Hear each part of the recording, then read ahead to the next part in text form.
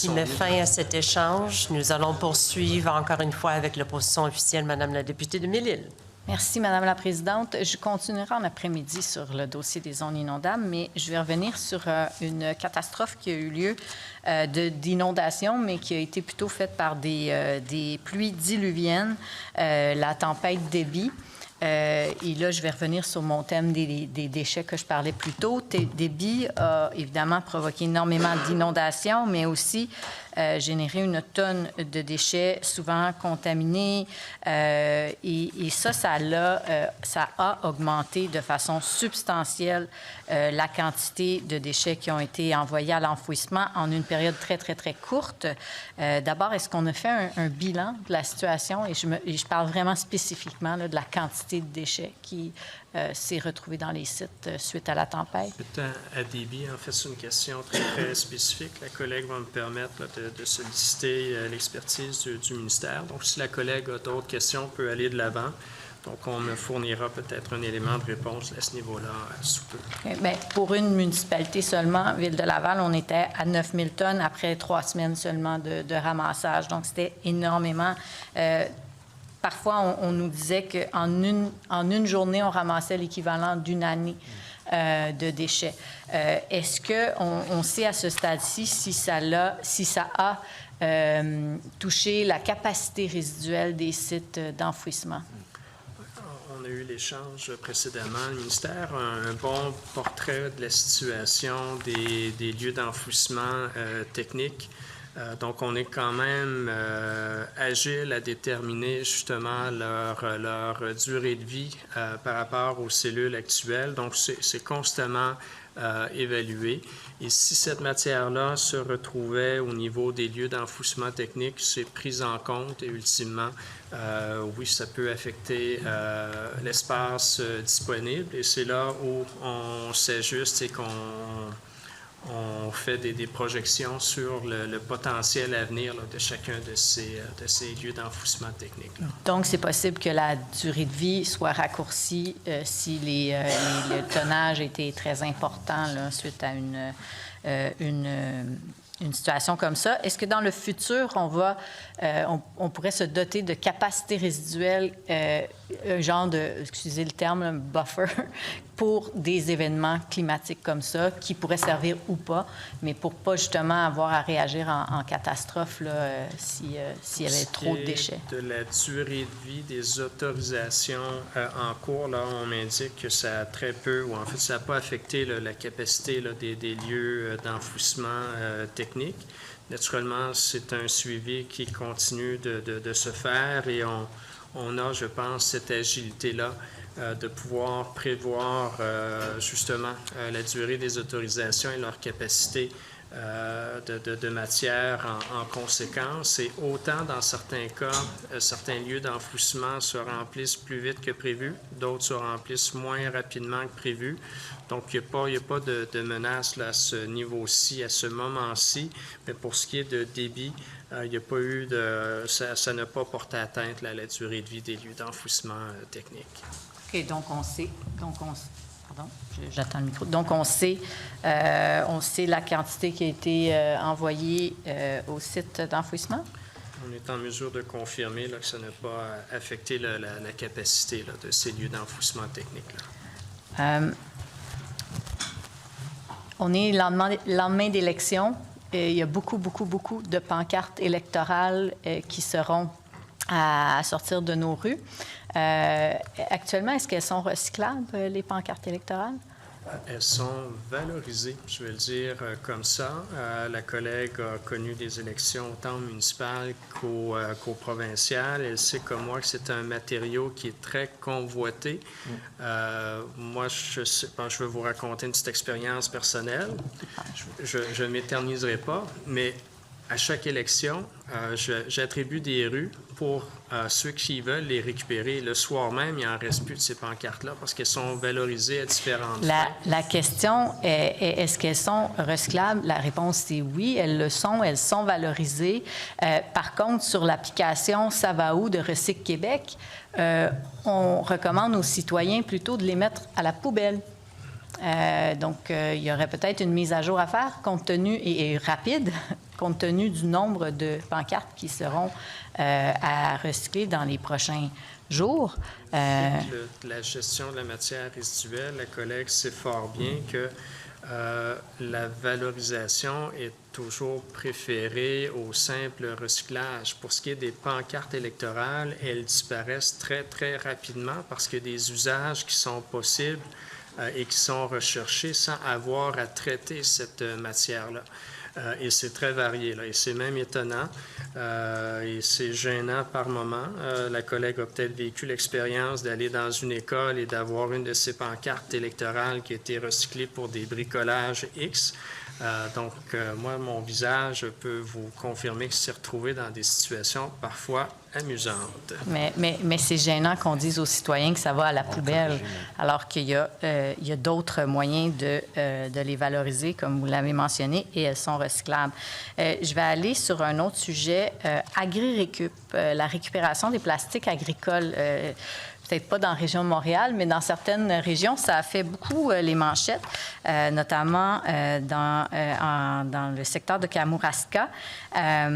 Peut-être nous faire un état de situation. On en est où avec AgriRécup? Il semble qu'il y a des enjeux le montant qu'ils reçoivent versus le montant que ça leur coûte finalement pour opérer la responsabilité, la REP, là, responsabilité élargie des producteurs qui leur incombe. Encore là, en fait, la collègue vient de le mentionner, la gestion des plastiques agricoles est soumise à une autre responsabilité élargie des producteurs. Donc, ce sont les producteurs là, qui sont responsables de mettre en place un système et de le gérer. Il y a des ajustements à faire. D'ailleurs, on devait élargir certains aspects pour certains types de plastique agricole au cours des prochaines semaines, des prochains mois. On a convenu d'un report parce que, justement, le marché n'était pas en mesure là, d'accueillir ou de répondre à ces obligations-là. Mais à la base, la gestion du système et son financement revient aux producteurs eux-mêmes. En étant conscient qu'il y a des ajustements réglementaires qui peuvent être faits et on travaille justement avec l'organisme de gestion désigné, mais également les producteurs agricoles là, pour être le plus en phase possible avec la réalité agricole. Mais les coffrets, qui l'établit? Mais le financement, non, les coffrets. Comme toute REP, le financement est assuré par les producteurs. Donc, les producteurs peuvent imposer des frais supplémentaires à leurs clients. C'est une responsabilité élargie des producteurs. On le mentionnait tout à l'heure pour les contenants à boire. Bien que ce ne soit pas la même matière, c'est le même principe qui s'applique. Fait que le 40 la tonne qui est imposé présentement, c'est pas par règlement, c'est les producteurs qui décident de ce montant-là? On ne détermine pas les montants, effectivement. Ce sont les producteurs, à travers leur organisme de gestion désigné, là, qui déterminent les coûts d'opérationnalisation du système. Mais est-ce qu'il peut y avoir un enjeu que certains ne le paient pas? Par exemple, s'ils achètent leur plastique à l'extérieur de la province, ils ne le paieront pas? C'est là où la mise en marché se fait au Québec que le prix est payé par le détaillant et facturé par le producteur. Et encore là, c'est un système qui est mis en place par les producteurs eux-mêmes. Ce n'est pas le gouvernement du Québec qui le gère, qui l'opérationnalise, mais c'est une démarche qui est relativement nouvelle. On l'admet d'emblée, qui est issue d'une réglementation québécoise. Donc, on est en train de travailler là, avec autant l'organisme de gestion désigné que les producteurs agricoles pour voir là, si on peut leur faciliter la tâche là, à ce niveau-là. Oui, bien définitivement, il faudrait trouver une façon que tout le monde soit couvert, incluant ceux qui achètent à l'extérieur, parce que ça devient pour les producteurs de plastique québécois, ils deviennent défavorisés parce qu'eux doivent payer, dans le fond, sont soumis à cet écofrais-là et les autres ne le sont pas. Donc, il y a une iniquité, ils deviennent non concurrentiels et ça encourage finalement les agriculteurs à s'approvisionner à l'extérieur du Québec. Donc, il faudrait revoir cet élément-là. Juste rassurer la collègue, c'est là où la mise en marché au Québec se fait que le montant peut être facturé. Donc, que le plastique soit produit ou non au Québec, s'il est vendu au Québec, C'est les mêmes obligations qui s'appliquent. Même s'il est importé? Parce que c'est pas ce C'est- qu'ils nous c'est- disent, c'est les lieu- producteurs. C'est le lieu de mise en marché. Donc, si c'est mis en marché au Québec, ça s'applique que ça soit produit au Québec ou ailleurs sur la planète. Donc, si j'achète sur Amazon, je le fais livrer directement, je vais payer l'éco-frais? Oui, les achats sur le web sont couverts également. OK. Ben, les producteurs nous disent quelque chose de différent, mais je vais aller sur un autre élément des plastiques. Il y a des plastiques qui sont autorisés, qui sont dits biodégradables, mais en fait, qui se dégradent plutôt en fines particules de plastique qui restent dans le sol. Les agriculteurs demandent de les interdire. On en est où? Comme je le mentionnais tout à l'heure, il devait avoir un élargissement de certaines modalités à travers des changements réglementaires. Et on a convenu, là, c'est relativement récent, au cours des derniers jours, des dernières semaines, de revoir notre calendrier à ce niveau-là. Et s'il n'y a pas de capacité de valorisation, c'est là où l'approche prendra vraisemblablement plus de temps à se mettre en opération pour s'assurer là, qu'on n'impose pas une contrainte qui n'apporte pas son bénéfice là, d'un point de vue de recyclage ou de valorisation. Oui, c'était pas ma question, Monsieur le ministre. C'est les paillis de plastique qui sont utilisés, mais qu'on dit des biodégradables, mais que dans les faits, c'est juste les plastiques se réduisent en petits morceaux, mais on les retrouve dans le sol très longtemps. D'ailleurs, il y avait un bel article dans La Terre de chez nous qui disait un festin de plastique, et c'était une terre agricole.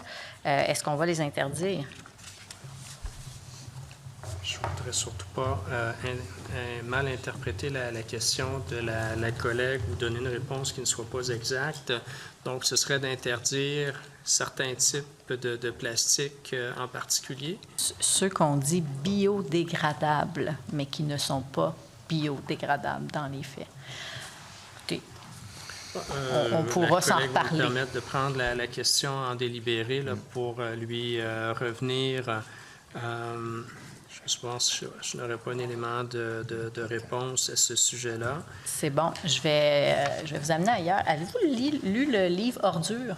Si. Lu le livre Ordure de Simon, J'ai lu Simon Poupard. C'est Simon Poupard-Paris, je pense son nom, oui.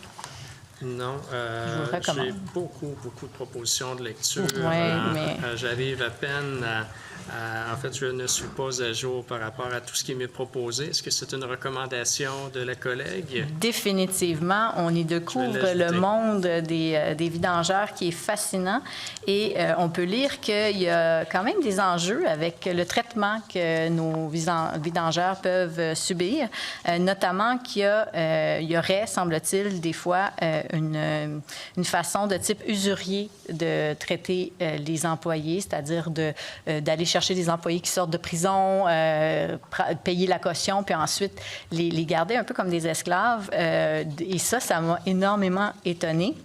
Je pense qu'il faudrait s'y pencher et s'assurer que, compte tenu de la difficulté là, de retenir de la main-d'œuvre dans le domaine et de l'importance de la collecte des déchets, peut-être de voir à ce qu'on ait des meilleurs contrôles sur la façon qu'on traite ces employés. Donc, oui, c'est une lecture que je vous recommande fortement.